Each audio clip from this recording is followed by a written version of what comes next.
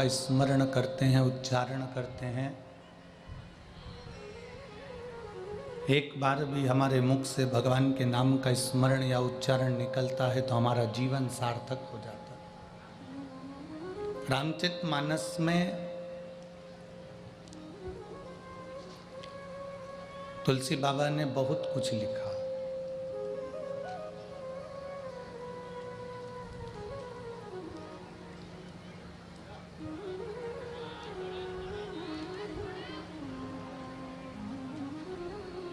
रामचरितमानस में तुलसीदास जी ने बहुत कुछ लिखा और उसमें सबसे ज़्यादा मुख्य मूल रूप से अगर कुछ है तो वो केवल कलयुग में भगवत नाम की आधारशिला है। कलयुग में भगवान के नाम की एक आधारशिला। शिव महापुराण की कथा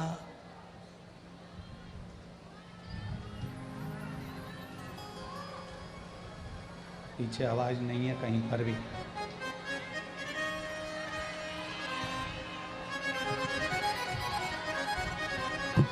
कलयुग में भगवान शिव के नाम की आधारशिला मूल है।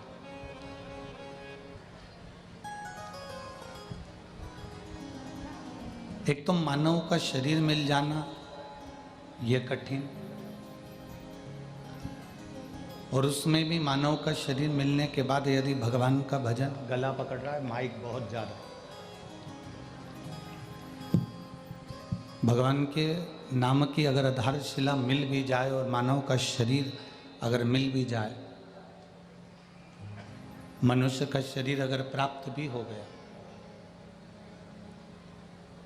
तो उस मानव शरीर को प्राप्त करने के बाद में अगर भगवान शंकर की अविरल भक्ति हमारे जीवन में अगर हम धारण कर लें तो ये समझना कि हमारा पृथ्वी पर आकर जन्म लेना सार्थक हो गया और परमात्मा तक हम पहुंचने की सीढ़ी लगा ली।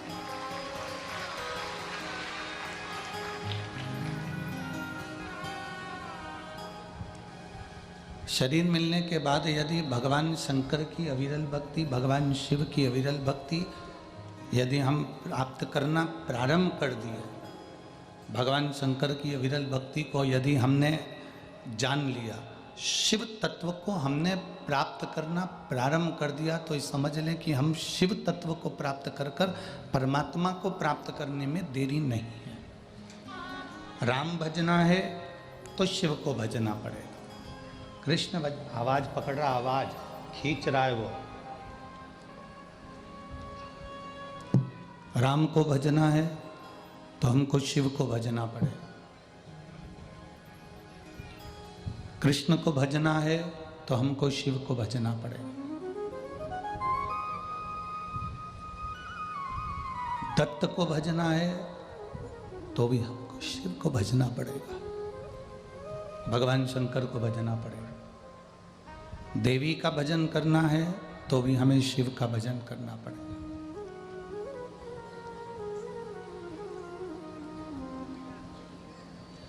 तैतीस कौटि देवी देवताओं में हम किसी का भी भजन करें, 33 कोटि देवी देवताओं में हम किसी का भी स्मरण करें, उस 33 कोटि देवताओं में स्मरण हम किसी का भी करें, पर बिना शंकर के ना राम मिलेंगे, बिना शंकर के ना कृष्ण मिलेंगे, बिना शंकर के ना दत्त मिलेंगे, बिना शंकर के ना। गला पकड़ रहा है भाई, शंभू शंभू, बिना शंकर के मिठास डालो, उसमें मिठास करिए, उसको बेसी बेसा आ रहा है, ऐसा लग रहा है जैसे गला पकड़ रहा। बिना शिव के ना राम मिलेंगे, बिना शंकर के ना कृष्ण मिलेंगे, बिना शंकर के ना दत्त मिलेंगे, बिना शिव के कोई देवता, कोई देवी, कोई अनुष्ठान बिना शिव के पूर्ण नहीं हो सकता।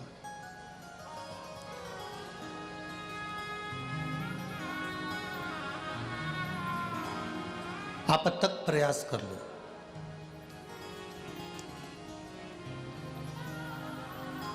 रामचरितमानस में वर्णन आता है कि राम जी को प्राप्त करने का साधन ही शिव है।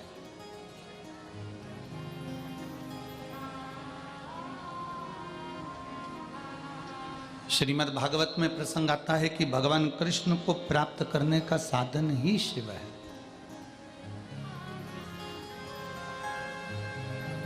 बिना शिव के राम नहीं मिल सकते, बिना शिव के भगवान कृष्ण नहीं मिल सकते, बिना शिव के देवी नहीं मिल सकती, बिना शिव के दत्त नहीं मिल सकते, बिना शिव के आपको कोई, जिसका तुम भजन कर रहे हो, जिसका तुम स्मरण कर रहे हो, वो बिना शिव के मिल ही नहीं सकता,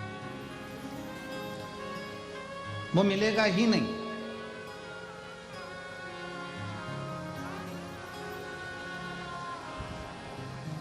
एक प्रैक्टिकल करके देखना अपने जीवन में, आप एक बार ऐसा प्रैक्टिकल करना, एक बार ऐसा प्रयास करना, एक बार ऐसा प्रैक्टिकल कर कर देखना, प्रयास कर कर देखना कि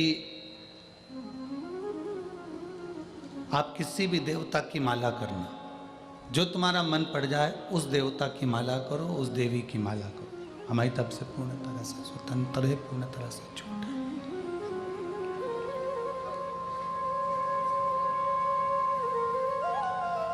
आप किसी भी देवता की माला करो, किसी भी देवी की माला करो,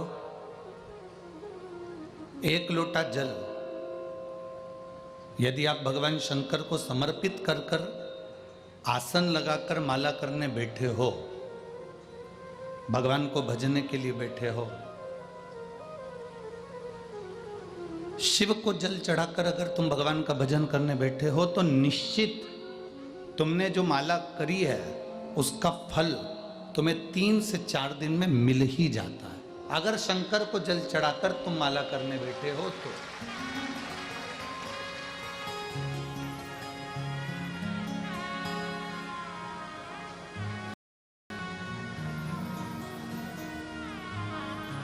शिव को जल चढ़ाकर यदि तुम भगवत भजन करने बैठे हो तो उसका फल मिल ही जाता है।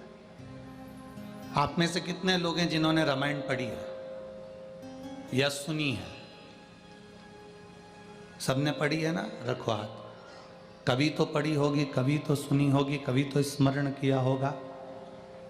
अगर आपने रामायण पढ़ी है, सुनी है, देखी है, तो उसमें सबसे पहले जो चरित्र आता है रामचरितमानस में, सारे चरित्र बाद में आते हैं, सबसे पहले चरित्र आता है भगवान शंकर का।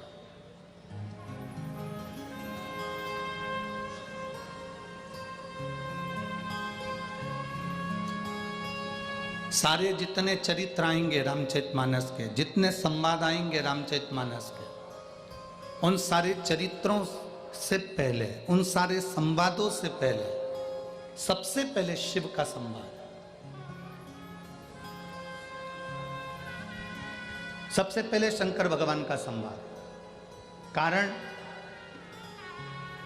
क्यों शिव का संवाद है, क्यों शंकर भगवान का चरित्र है, क्यों शिव भगवान का चरित्र वर्णन किया, उसका केवल एक कारण, भागवत जी भी अगर हम पढ़ते हैं, भागवत जी भी हम सुनते हैं, तो भागवत में सबसे पहले शंकर भगवान का चरित्र आता है।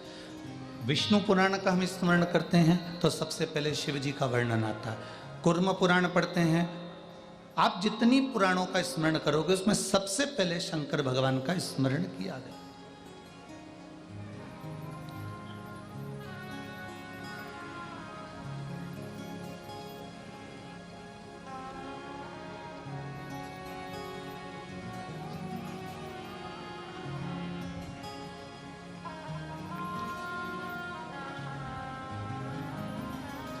महाराष्ट्र की भूमि पर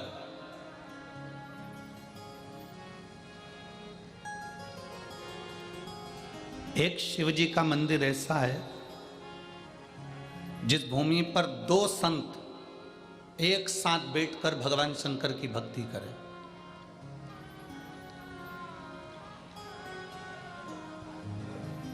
महाराष्ट्र की पवित्र भूमि पर एक शंकर का मंदिर ऐसा है जहां राष्ट्र के 2 अनमोल हीरे, अनमोल संत, राष्ट्र के रतन, जिन्होंने शिव का दर्शन एक साथ किया, वो मंदिर है औंढा नागनाथ का मंदिर।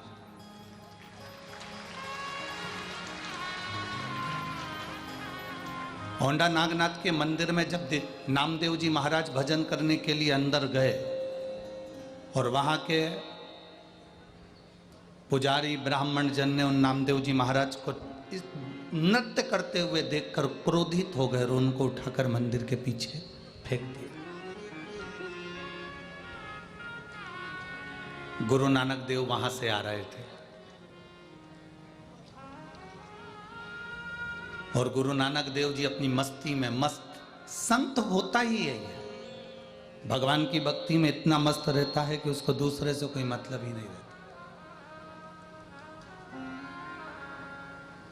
गुरु नानक देव जी आ रहे थे और गुरु नानक देव जी स्तुप्त होकर खड़े हो गए उस औंढा नागनाथ के मंदिर के दरवाजे पर।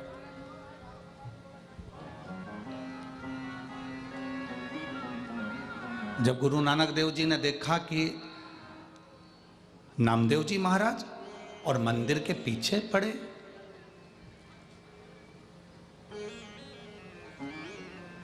नामदेव जी महाराज का बहुत सारा समय पंजाब की धरा पर निकला था।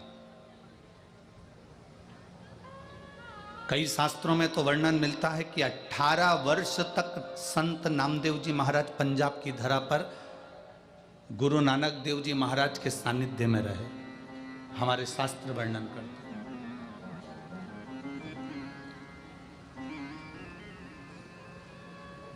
गुरु नानक देव जी ने संत नामदेव जी को देखा कि ये मंदिर के पीछे पड़े हैं। गुरु नानक देव जी ने आवाज लगाई, नामदेव नामदेव। नामदेव जी उठकर खड़े होकर प्रणाम कर कर बोले, गुरुवर आप, स्वामी आप।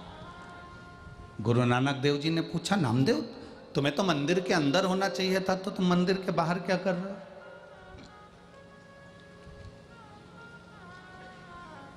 ये मंदिर के बाहर तुम्हारा क्या काम है? नामदेव जी ने कहा कि मैं भगवान की भक्ति कर रहा था, भजन कर रहा था, कीर्तन कर रहा था, मंत्र जाप कर रहा था, स्मरण कर रहा था और मेरे सुध नहीं रही तो मैं नृत्य करने लगा, मुझे मंदिर के बाहर फेंक दिया गया। गुरु नानक देव जी ने कहा, नामदेव एक बार मैंने तुझे कहा था, दुनिया में ऐसी कोई जगह नहीं जहां पर ईश्वर नहीं, परमात्मा नहीं।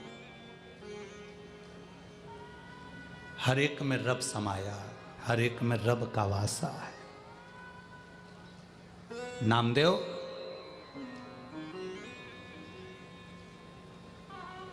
अगर तेरी भक्ति प्रबल है, तेरा विश्वास प्रबल है, तेरा भरोसा दृढ़ है, तो मंदिर का पिछाड़ा अगाड़ी होगा और अगाड़ी पिछाड़ी होगा।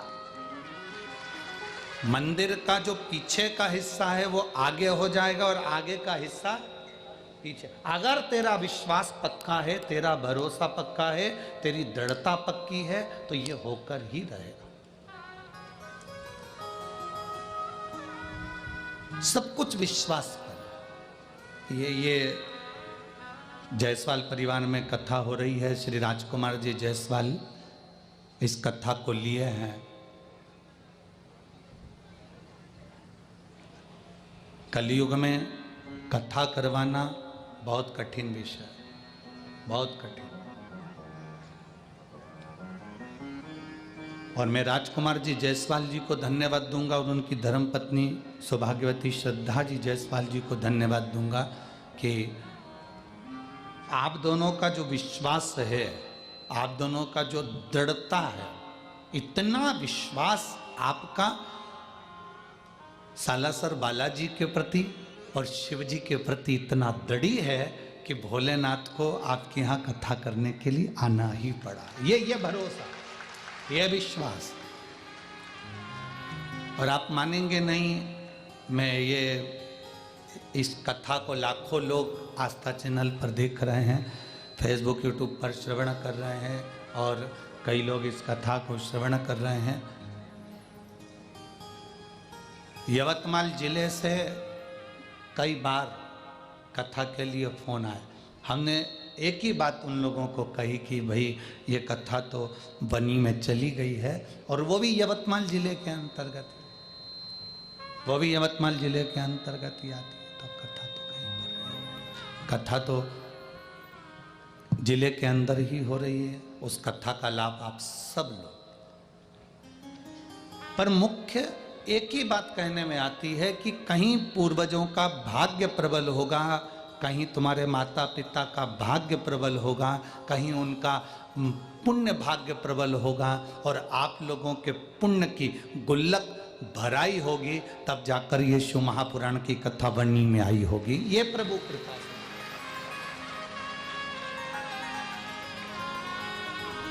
और लाखों की संख्या में पधारे आप सभी भक्तों को भी एक ही बात कहूँगा कि आपके घर में भी ढेरों लोग रहते हैं, ढेरों घर के अंदर लोग निवास करते हैं, पर यदि आप परमात्मा की कथा तक पहुँचे हो, भगवान के भजन तक पहुँचे हो, भगवान की अविरल भक्ति तक पहुँचे हो, तो ये मान कर चलना कि कहीं प्रभु की कृपा हुई होगी, उसकी उदारता हुई होगी, उसकी करुणा हुई होगी, उसकी दया हुई होगी, तो आप इस कथा तक पहुँचे हो। बहुत कठिन है, बहुत कठिन।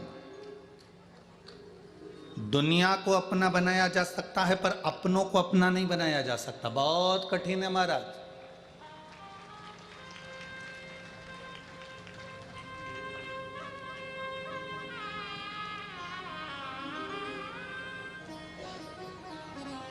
परमात्मा ने 3 चीजें मनुष्य को दी थी कलिकाल में। पहले नंबर पर कायदा, दूसरे नंबर पर वायदा, तीसरे नंबर पर फायदा।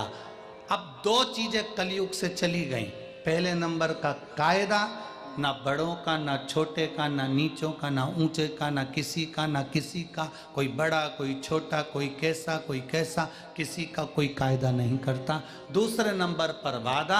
आज के कलिकाल में कोई वादा नहीं है। कोई तुमसे 10,000 रुपये लेकर चले जाए, तुम वो कह देगा कि हम 15 दिन बाद दे देंगे, कोई वादा नहीं है महाराज। कलयुग में 3 चीजें थी, कायदा, वायदा और फायदा। कलिकाल में से 2 चीजें चली गई। पहले नंबर पर कायदा चले गया, दूसरे नंबर पर वायदा चले गया। कलयुग में केवल एक चीज रह गई, फायदा। आज का व्यक्ति ऐसा हो गया, उसका फायदा काय में है, बस वो देखता है और उसी के पास जाता है जहां उसका फायदा होना होता।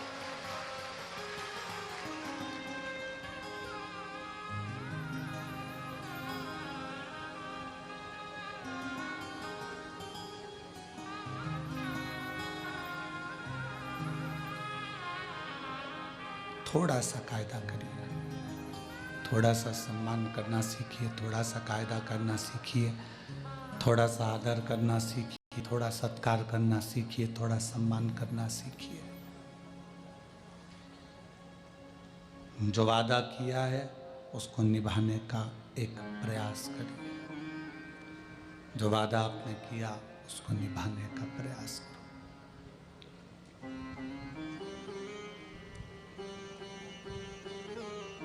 40 करोड़ रुपए कमाने वाला भी मरने के बाद 4 कंधे पर ही जाता है। 40 करोड़ के ढेर पर नहीं जाता। वनी में जाते हो तो बात दूसरी है। 40 करोड़ कमाने वाला भी 4 कंधे पर जाता है। 4 के सिवाय 5वां कंधा नहीं होता। 4 के सिवाय 5वां कंधा नहीं होता।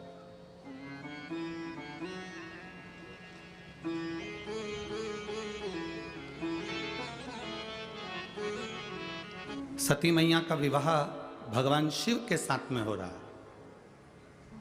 सती मैया भगवान शंकर को अधिक प्रेम करती है, बहुत प्रेम। दक्ष प्रजापति ने सती माता को समझाया था। दक्ष प्रजापति ने माता सती जी से कहा था कि सती सुन, तो ये विवाह मत कर, ये शादी मत कर। मैं तेरे लिए अच्छा वर देख देता हूँ, अच्छा घर देख देता हूँ, तेरे लिए अच्छा परिवार देख देता हूँ। पर सती मैया नहीं मानी। मुझे विवाह करना है तो केवल शिव से करना है और किसी से।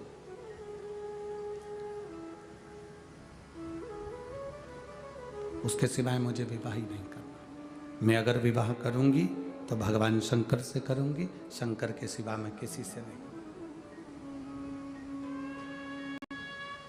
एक भरोसा, एक विश्वास, एक दृढ़ता सती ने बना ली।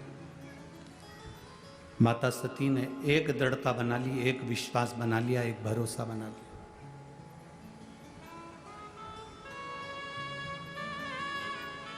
अगर मैं विवाह करूंगी तो केवल शिव से। आप शंकर भगवान कहां रहते हैं? कैलाश पर। शिव जी कहां निवास कर रहे हैं? शमशान में। शिव जी कहां रह रहे हैं? पर्वत के ऊपर। सती मैया कहां रह रही है? राजा दक्ष प्रजापति के घर में, जहां करोड़ों की संपदा है, वैभव है, धन है, संपदा है, सत्ता है, सब कुछ है। दक्ष प्रजापति की यहां कोई कमी नहीं।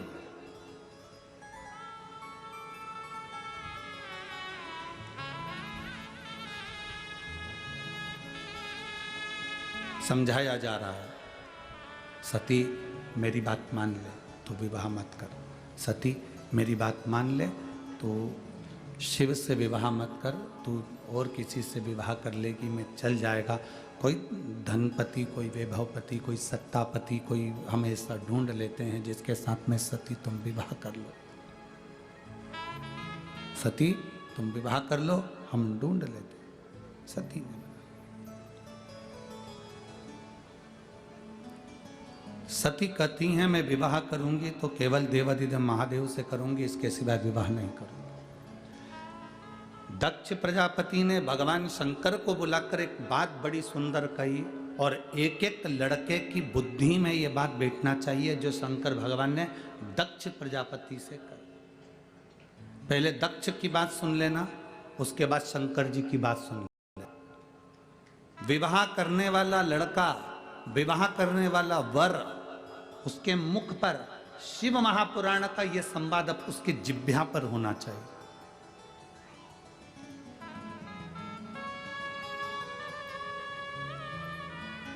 दक्ष प्रजापति ने कहा, सुनो शिव, मेरी बेटी सती का विवाह तुम्हारे साथ में हो रहा है। मेरी बेटी सती का विवाह मैं तुम्हारे साथ में कर रहा हूं, और मेरी बेटी सती का विवाह मैं तुम्हारे साथ में कर रहा हूं, जिसने अपने परिवार में राजसी ठाट देखा, वैभव देखा, सत्ता देखी, धन देखा, संपदा देखी। अब मेरी बेटी तुम्हारे साथ में विवाह करना चाहती है, तुम कैलाश पर रहते हो, समझ के कन्यादान में वो दे दूंगा। थोड़ा ध्यान देना वनी वालों, बहुत सावधानी से कथा सुनना। और जितने लोग आस्था चैनल पर कथा सुन रहे हैं, फेसबुक यूट्यूब पर कथा सुन रहे हैं, बड़े ध्यान से सुनना। शिव, हे भोलेनाथ शंभु, कन्यादान में तुम जो मांगोगे मैं तुम्हें वो दे दूंगा।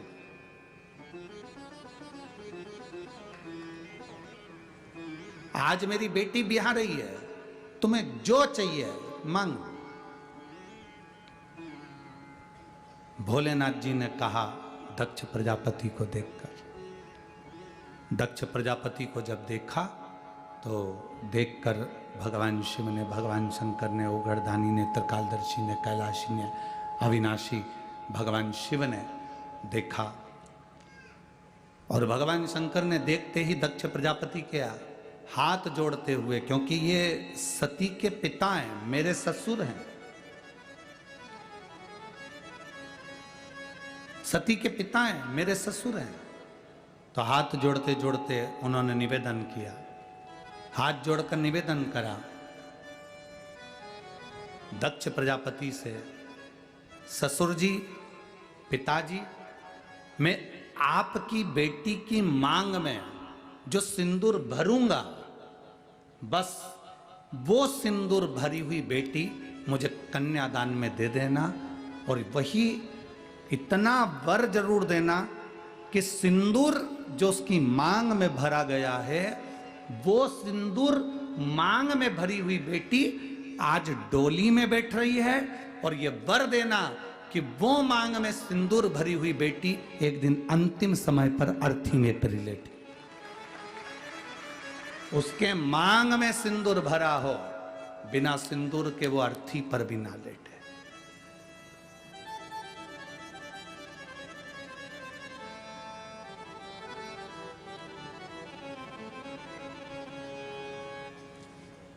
शक्तिपीठ गए हैं? किसी शक्तिपीठ के दर्शन करें आप लोगों ने? हाथ तो उठाओ जरा। 52-51 जितनी शक्तिपीठों का स्मरण हमारे शास्त्रों में आता है, उन शक्तिपीठों में जाइएगा। उन शक्तिपीठों में माता पार्वती का स्थान नहीं है, उन शक्तिपीठों में माता सती का स्थान है। क्योंकि माता सती के प्राण छूट गए थे, शिवजी ने अब उनको कंधे पर धारण कर लिया था। भगवान विष्णु ने सुदर्शन चक्र भेजकर माता सती के शरीर के टुकड़े टुकड़े कर दिए थे। जितने टुकड़े होकर पृथ्वी पर गिरे वो सब शक्तिपीठ के रूप में निर्मित हो गए। और वहां आज भी माता सती के जहां अंग गिरे हैं, उन शक्तिपीठ पर आज भी तुम चुनरी चढ़ाओ ना चढ़ाओ, चूड़ी चढ़ाओ ना चढ़ाओ, उन शक्तिपीठ पर तुम हलवा पूड़ी चढ़ाओ ना चढ़ाओ, पर उन शक्तिपीठ का प्रमाण होता है कि उन पर आज भी सिंदूर और कुंकू जरूर चढ़ता है। उन शक्तिपीठ का निर्माण का सुख ही यही है। और किसी भी शक्तिपीठ पर जाओ, जितने तुम माता रानी के दर्शन करने के लिए जाओ, तुम चाहो जिस देवी के दर्शन करने के लिए जिस शक्तिपीठ पर चले जाओ, तुम्हारे को जिस शक्तिपीठ पर जाना है उस शक्तिपीठ पर जाओ। देवी का दर्शन करने के लिए, तुम माता रानी का दर्शन करने के लिए, तुम भवानी का दर्शन करने के लिए जिस शक्तिपीठ पर जाना चाहो उस शक्तिपीठ पर जाओ। वहां से कुछ लेकर आओ मत आओ, पर इतना जरूर याद रखना, कोई अगर शक्तिपीठ से आ रहा हो तो तुम्हारे मुख से निकलना चाहिए कि हमारे लिए प्रसाद भले मत लाना, पर वहां से थोड़ा सा सिंदूर कुंकू जरूर लेकर आना, रोली जरूर लेकर आना। वो हमारे लिए सौभाग्य का विषय है, वो हमारे लिए आनंद का विषय है।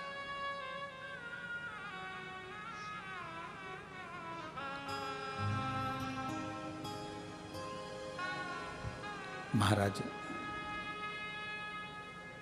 शिव, मेरी बेटी सती तुम्हारे साथ में ब्याह रही है। शिव, मेरी बेटी सती का विवाह तुम्हारे साथ में हो रहा है। मेरी बेटी सती तुम्हारे साथ में ब्याह रही है। मेरी बेटी सती का विवाह तुम्हारे साथ में हो रहा है। और मांग लो, तुमको कन्यादान में अगर कुछ देना हो तो आप बोलो, हम आपको वो दे देते हैं। भोलेनाथ मना कर, क्यों मना करा? तार वाली बहू लेकर आओगे तो वो तुमको गैस पे रोटी सेक के नहीं देगी, तुम्हें सेक देगी।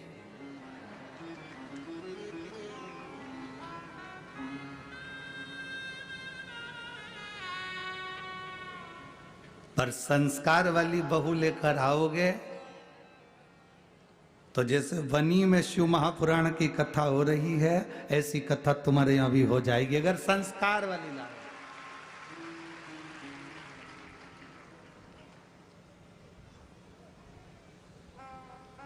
आज के जमाने में शादी नहीं होती, समझौता होता है।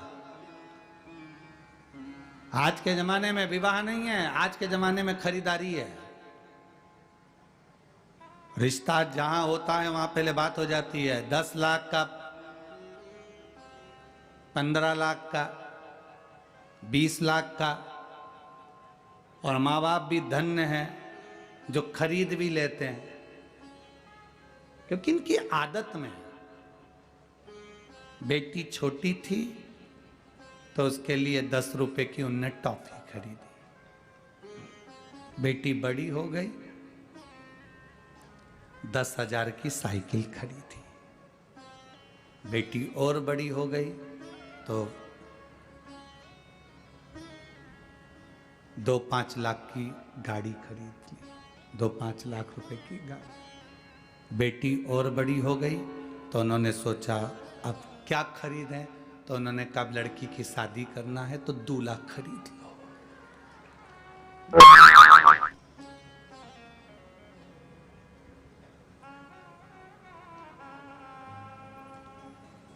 तुमने भी सोचा ससुर अच्छा मिला है, गाड़ी दे रहा है, जमीन दे रहा है, बेटी दे रहा है, half set, full set, sofa set, सब दे रहा है, पर तुम ये अंदाजा नहीं लगा के बैठे कि उसकी बेटी जब तेरे यहाँ आएगी तो सोफा सेट तो रहेगा, हाफ सेट तो रहेगा, फुल सेट तो रहेगा, पर तू अपसेट रहेगा।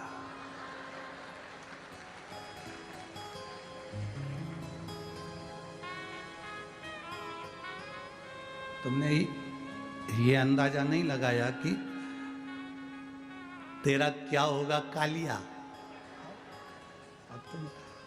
तुमने तो धन देख लिया, संपदा देख ली, सत्ता देख ली ना।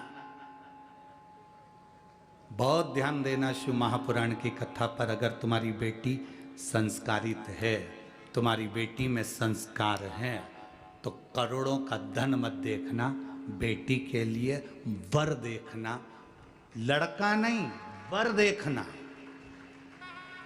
अगर तुम्हारी बेटी संस्कारवान है तो ये निश्चित है तुम्हारे पास में धन नहीं भी होगा ना तो वो घर को करोड़पति तो एक दिन बना ही देगी। अगर उसका दिल हृदय बड़ा है तो वो घर में संपदा लेकर आए। पर हम होड़ में लगे हैं। हमारा घर जितना बड़ा है ना, हमारे यहाँ पर 4 पेट्रोल पंप हैं तो कम से कम 2-3 पेट्रोल पंप का मालिक लड़का मिलना चाहिए। हमारा बंगला जितना बड़ा है उससे दुगना बड़ा बंगला लड़के का होना चाहिए।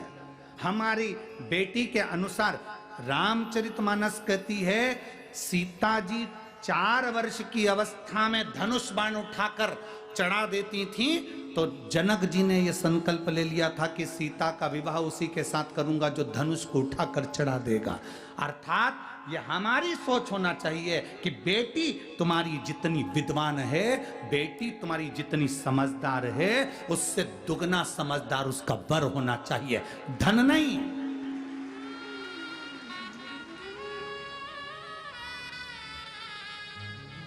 हम धन दुगना देखते हैं, हम संपदा दुगनी देखते हैं, हम पैसा दुगना देखते हैं, पर लड़का विवेक से दुगना नहीं देखते, बुद्धि से दुगना नहीं देखते कि हमारी बेटी के अनुकूल हो।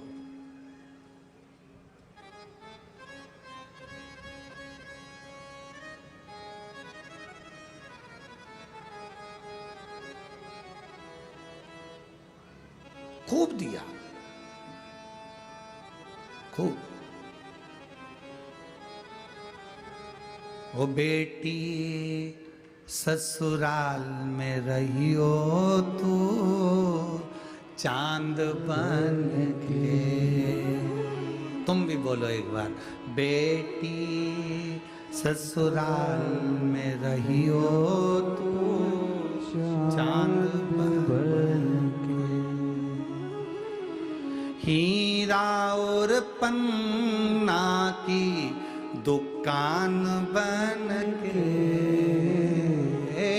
हीरा और पन्ना की दुकान बन के। बेटी ससुराल में रहियो तू चांद। हमारे यहाँ बेटी की जब विदाई होती थी तो माताएं घर से कहकर भेजती थी, क्या लाइन बोलती थी?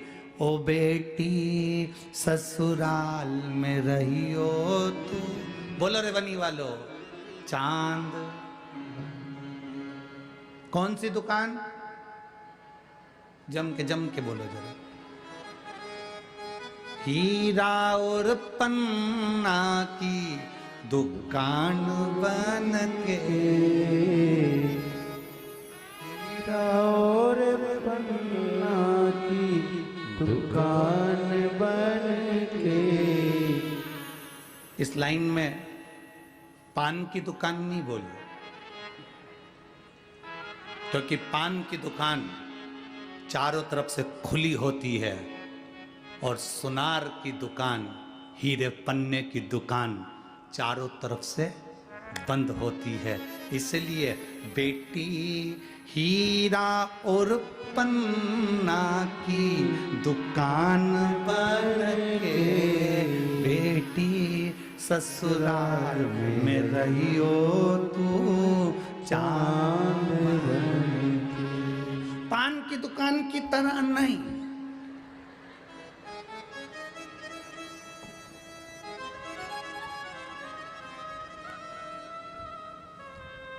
हीरा पन्ना की दुकान चारों तरफ से ढकी, चारों तरफ से ढकी।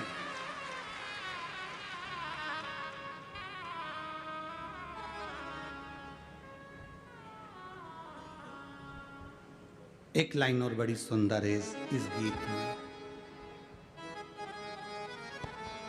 सास ससुर जो पहले जागे, तू पहले जग जइयो।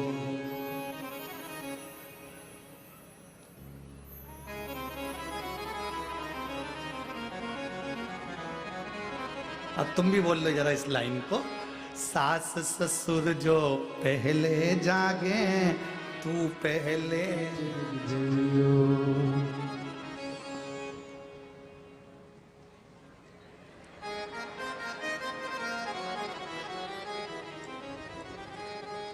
आज की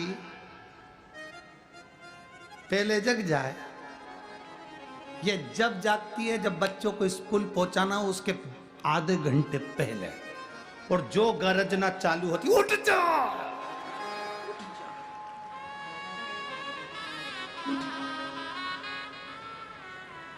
बच्चे तो नहीं उठते, पर पास में जो सो रहा है भेरू वो उठ जाता। उठते से हाथ जोड़ के बोलता है, ए चंद्र घंटा, ए कुष्मांडा, कात्यायनी, कालरात्रि, हे काली खप्पर वाली, आज क्या हो गया जो तू इतनी गरज रही है। तुम तो सोते रहो, बच्चों को जगा दो। मैं आई अब भी, और गई रसोई घर में 4-6 बर्तन फेंका फाकी करी। इतने में बेचारी सास जग कर बोली, बेटा एक काम कर, तू बच्चों को तैयार कर ले, मैं टिफिन बना दूंगी। वो तो चाहती यही थी कि डोकरी उठे, वो चाही रही थी कि उठे।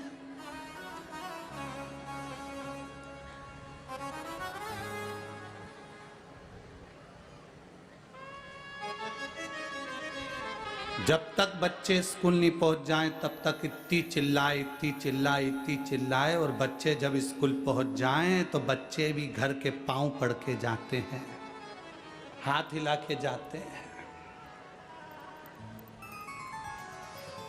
माँ बड़ी खुश होती है, मेरे बच्चे मुझे बाय करके गए। बच्चे कहते हैं बाय नहीं करा, 5 बजे तक की छुट्टी। बाय बाय नहीं करा है हमने, 5 बजे तक की छुट्टी है। तो क्या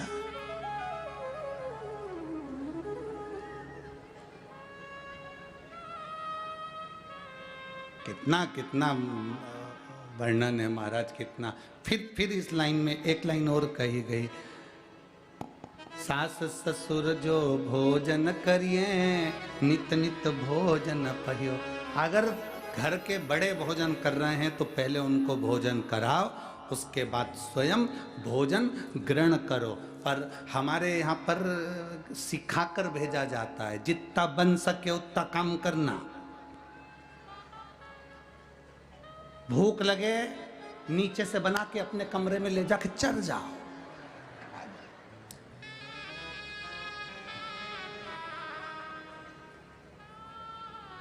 प्रयास करो, कोई घर में भूखा तो नहीं है। प्रयास करो, कोई घर में भूखा तो नहीं है, भोजन कराओ समय की अवस्था के अनुसार। हमारे ब्राह्मण